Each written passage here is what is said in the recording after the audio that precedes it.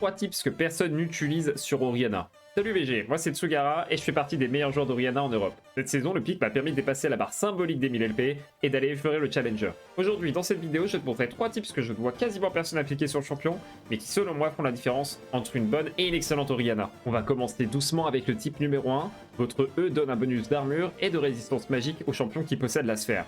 Il est donc super important d'avoir la sphère sur vous-même lorsque vous recevez les bursts adverses en lane pour mitiger les dégâts. Il en va de même pour vos alliés. N'hésitez pas à laisser la sphère sur votre jungler lorsque celui-ci absorbe les sorts adverses durant les phases de skirmish par exemple. Cela vous permettra d'économiser de précieux points de vie qui peuvent faire la différence entre un kill et une mort. Deuxième astuce, optimisez votre Q-spell. Bon, dit comme ça, c'est très vague, mais je vois énormément d'Orianna qui font cette erreur. Je m'explique. La plupart des joueurs d'Orianna se contentent d'attendre d'être en range de Q-spell pour... Ils ont hit le Q-spell tout simplement.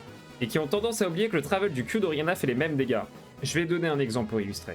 Votre jungler en solo Q décide de full flip un duel contre le jungler adverse. Toute ressemblance fortuite avec des événements réels mais que pure coïncidence. Sachant que votre E a plus de portée que votre Q, et que le déplacement de l'orbe est plus rapide avec le E, on va avoir tendance à mettre le E sur notre allié, puis utiliser la trajectoire du Q-spell pour appliquer les dégâts du Q afin de gagner du temps. Bien évidemment, c'est applicable selon les situations et demande certaines conditions, comme le fait que vous n'ayez pas besoin de votre Q pour toucher le W dans les secondes qui suivent, et que l'adversaire se trouve entre vous et votre allié.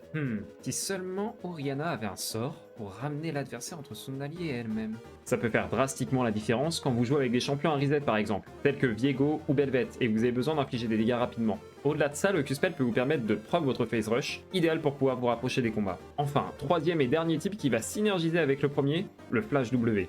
Oui, vous m'avez bien entendu. Vous vous souvenez de ce moment où vous avez trade jusqu'à la mort un adversaire, il vous restait à chacun quelques points de vie et au moment fatidique, il finit par flasher votre combo? Eh bien j'ai une solution pour ça. Généralement lorsque vous jouez Orianna, vous allez mettre 2 ou 3 points dans le W en early selon les match-ups, ce qui rend décisif le fait de toucher le W sur les adversaires. Le fait de garder la boule sur vous et de flash W va avoir plusieurs intérêts.